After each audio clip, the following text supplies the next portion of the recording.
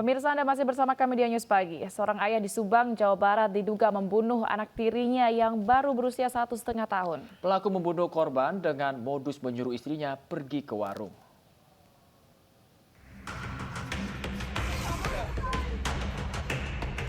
Warga Dusun Lebak Jaya, Desa Sukamaju, Kecamatan Sukasari, Subang, digegerkan dengan dugaan pembunuhan yang dilakukan oleh seorang pria terhadap anak tirinya. Korban Muhammad Faiz Alfiano berusia 1,5 tahun ditemukan dalam kondisi lemas sebelum akhirnya meninggal dunia saat dilarikan ibu korban ke bidan desa. Selain mengolah tempat kejadian perkara, polisi yang mendapat laporan juga memeriksa kondisi jenazah korban di Rumah Sakit Pamanukan untuk mencari tahu penyebab kematian korban. Kepada polisi sambil menangis, Yeyen menceritakan kronologis peristiwa yang menimpa anaknya. Saat kejadian, ia mengaku tidak melihat langsung karena disuruh suaminya, Hermawan Susanto, pergi ke warung membeli cat rambut. Namun sepulang dari warung, ia menemukan korban kesulitan bernafas, sementara suaminya langsung pergi dengan sepeda motor. Saya buka aja sih pintu waktu saya mau pergi ke warung. Mau saya bawa sini jadinya sama dia diambil, tarik, paksa. Kamu tuh takut aja sih, saya nggak bakal ngapa-ngapain anak kamu. Saya juga sayang sama anak kamu kayak anak saya sendiri. Dia bilang gitu, Pak. Akhirnya 15 menit berselang waktu tuh dia, tau anak saya udah lemes kayak gitu, padahal anak saya sehat tadinya. Benar bahwa kami telah menerima laporan dari ibu korban bahwa telah terjadi penganiayaan yang mengakibatkan anaknya meninggal dunia. Dan sementara sekarang ini anggota sedang turun ke lapangan, masih dalam penyelidikan. Pelaku dan ibu korban baru 3 bulan menikah. Meski jadi pengantin baru, sang istri kini ditinggal kabur suami yang dalam pengejaran polisi. Dari Subang, Jawa Barat, Yudi Heriawan Juanda, iNews melaporkan. Pemirsa, penyidik Komisi Pemberantasan Korupsi geledah kantor Gubernur Jawa Timur. KPK keluar sekitar pukul 8 malam dengan membawa 3 koper. 3 koper yang dibawa penyidik KPK dari kantor Gubernur Jawa Timur ini diduga barang bukti terkait kasus OTT dana hibah yang menyeret Wakil Ketua DPRD Jawa Timur Sahatwa Simanjuntak. Belum ada pihak yang memberikan keterangan terkait penggeledahan di kantor Gubernur Jawa Timur di Jalan Pahlawan, Kota Surabaya. Diketahui penggeledahan di kantor Gubernur Jawa Timur ini dilakukan sejak pagi dan selesai pada pukul 8 malam waktu Indonesia Barat. Sebelumnya, KPK sudah menetapkan Sahatwa Simanjuntak beserta 3 orang lainnya, seorang kepala desa di Sampang, Madura, dan koordinator lapangan program masyarakat ini sebagai tersangka dalam kasus suap dana hibah menggunakan APBD Jatim dugaan yang mencapai 5 miliar rupiah.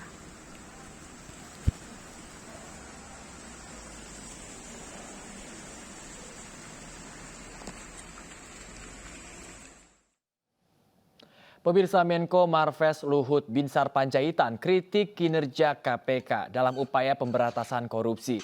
Luhut menyebut operasi tangkap tangan yang sering dilakukan KPK bisa pengaruhi citra Indonesia di mata dunia.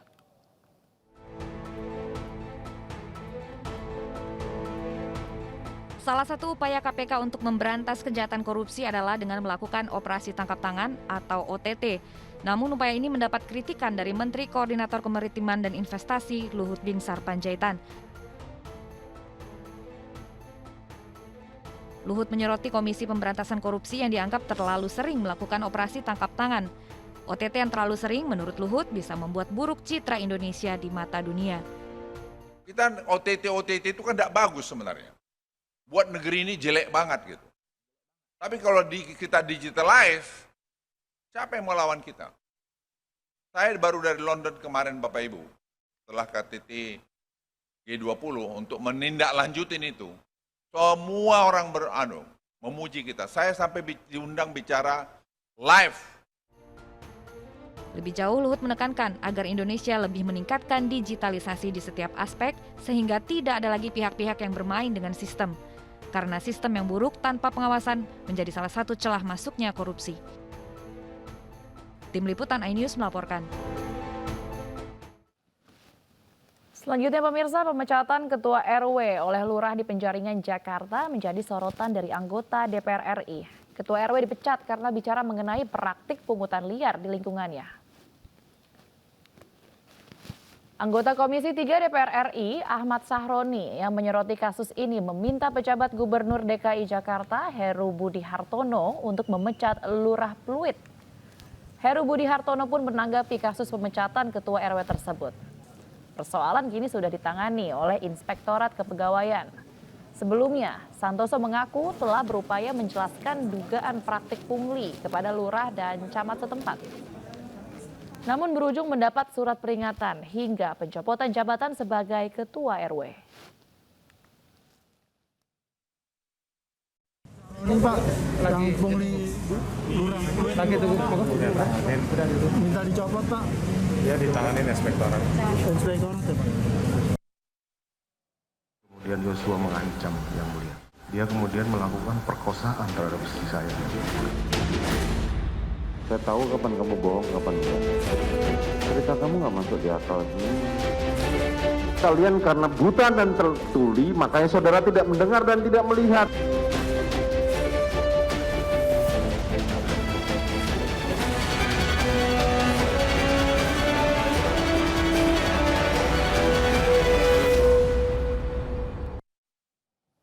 Terdakwa pembunuhan berencana Brigadir Joshua Ferdi Sambo hari ini kembali menjalani persidangan lanjutan dengan agenda pemeriksaan saksi ahli.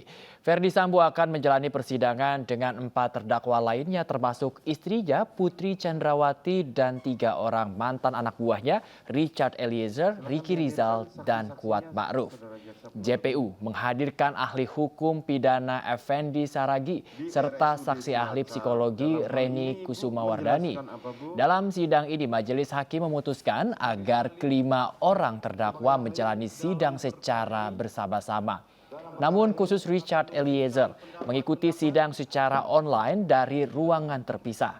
Dari saksi ahli psikologi, majelis hakim akan menggali terkait kondisi Putri Chandrawati yang diklaim sempat mengalami trauma pasca kejadian di Magelang dan Duren 3. Suatu tindak pidana itu merupakan hal yang sama dengan memperbuat dari tindak pidana itu sendiri. Di dalam hukum pidana. Dalam sidang, saksi ahli psikolog mengungkap bahwa Ferdi Sambo memiliki kecerdasan di atas rata-rata dengan kemampuan imajinasi dan kreativitas yang sangat baik.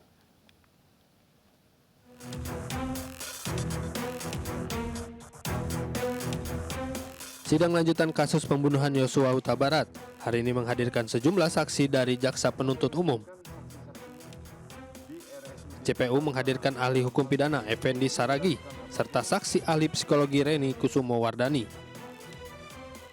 Dari saksi ahli psikologi, majelis hakim akan menggali terkait kondisi Putri Chandrawati yang diklaim sempat mengalami trauma pasca kejadian di Magelang dan Duren 3.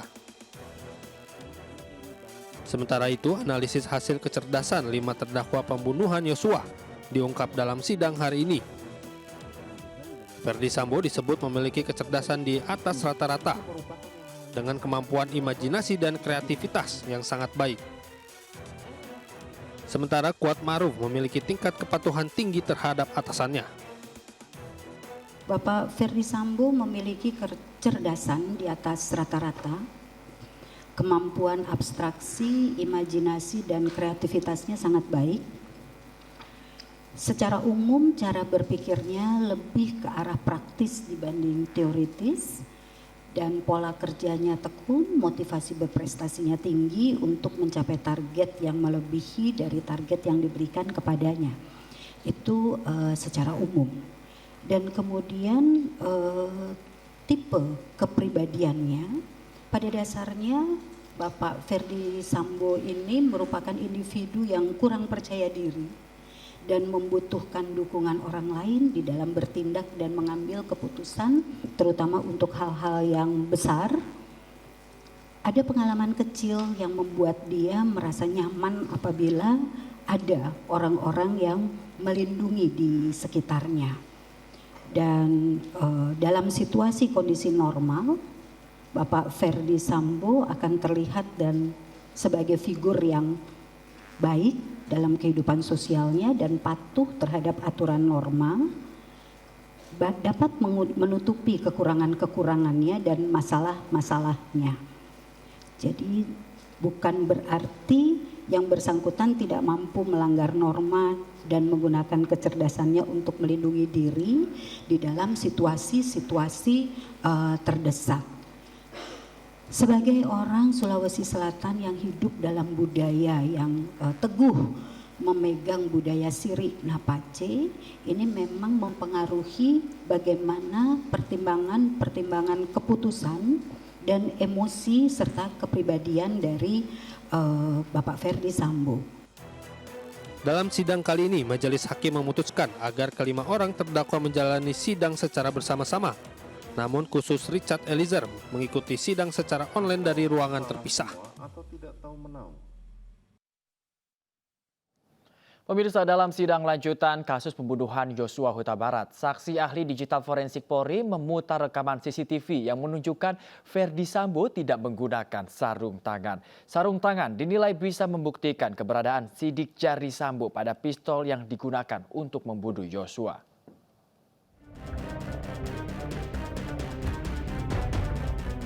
Ahli digital forensik memberikan kesaksian dalam sidang lanjutan kasus pembunuhan Yosua Huta Barat.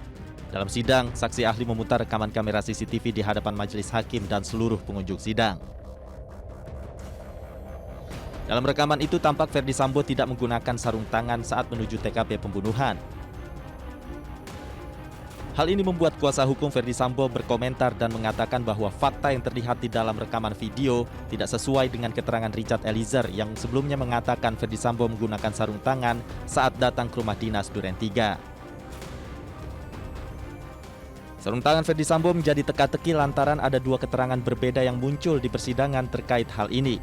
Richard Eliezer dalam kesaksiannya yakin bahwa Ferdi Sambo memakai sarung tangan hitam. Sementara kuasa hukum Sambo mengklaim kliennya tidak mengenakan sarung tangan di TKP pembunuhan Yosua. Rekaman CCTV sarung tangan Sambo diduga bisa mengarahkan fakta pada keberadaan sidik jari Sambo pada pistol yang digunakan untuk membunuh Yosua Huta Barat. Keberadaan sidik jari Sambo di pistol dinilai penting, lantaran bisa membuktikan apakah Sambo ikut menembak Yosua sekaligus mematahkan keterangan Eliezer, ataukah Sambo tidak terlibat langsung penembakan Yosua karena sidik jarinya tidak ditemukan pada pistol yang membunuh Yosua. Dari Jakarta, tim liputan iNews melaporkan. Tapi kemudian Yosua mengancam Yang Mulia. Dia kemudian melakukan perkosaan terhadap istri saya. Saya tahu kapan kamu bohong, kapan enggak. Cerita kamu nggak masuk di akal. Kalian karena buta dan tertuli, makanya saudara tidak mendengar dan tidak melihat.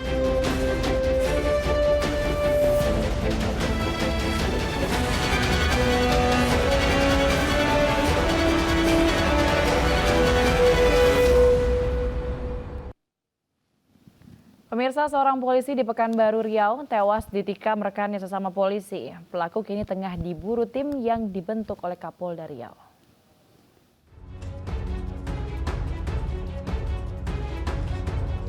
Aibtu Ruslan, seorang anggota polisi yang berdinas di SPN Polda Riau, meninggal dunia karena ditikam juniornya sesama polisi. Korban mengalami luka di bagian dada dan sempat menjalani perawatan di rumah sakit. Namun naas nyawa korban tidak bisa diselamatkan. Peristiwa ini bermula saat pelaku yang berinisial BribKW ditegur oleh korban yang bertugas sebagai propos.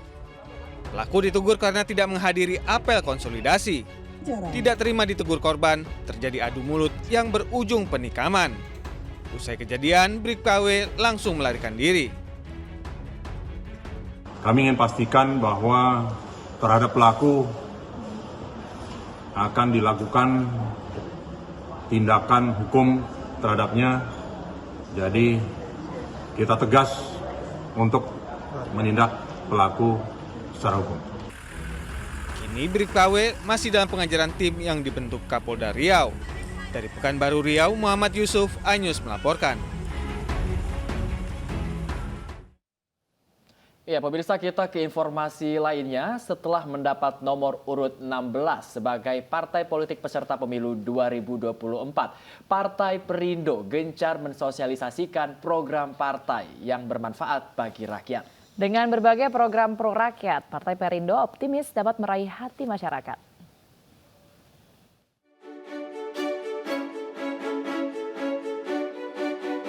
Anggota DPRD Kabupaten Musi Banyu Asin dari Partai Perindo, Senen Hanan, bersama DPC Kelurahan Mangunjaya, Kecamatan Babat Toman, Kabupaten Musi Banyu Asin, Sumatera Selatan menggelar bakti sosial sunatan massal gratis. Sebanyak 30 peserta anak-anak disunat oleh tim medis. Kegiatan ini sekaligus mensosialisasikan nomor urut 16 Partai Perindo kepada masyarakat. Acara ini telah dilaksanakan dari beberapa tahun yang lalu, kemudian terhenti ketika adanya pandemi COVID-19. Di Palembang, Sumatera Selatan, DPD Partai Perindo Kota Palembang menggelar senam sehat dan pemeriksaan kesehatan jantung, sekaligus untuk mensosialisasikan nomor urut 16 Partai Perindo. Pagi tadi tetap antusias kawan-kawan dari Partai Perindo Kota Palembang hadir untuk senam sehat Perindo Kota Palembang dalam rangka membangun hubungan kekeluargaan, solidaritas. Sementara itu, DPW Partai Perindo Sulawesi Selatan dan DPD Partai Perindo Kabupaten Bone menggelar pendidikan politik dan musyawarah kerja daerah membahas strategi pemenangan di pemilu 2024. Target dari konsolidasi ini kan adalah bagaimana pemilu ke depan Partai Perindo ini bisa lebih bagus lagi dari 1 kursi menjadi 3 atau 4 atau paling tidak 1 fraksi. Mendapat nomor urut double digit di pemilu 2024, Partai Perindo semakin optimis mampu meraih target 60 kursi di parlemen. Tim Liputan iNews melaporkan. Abina Cendra kasih pemeran maknya di serial Sidul Anak Sekolahan berpulang. Jangan kemana-mana pemirsa, informasi lengkapnya akan kami hadirkan untuk Anda. Tetaplah bersama kami.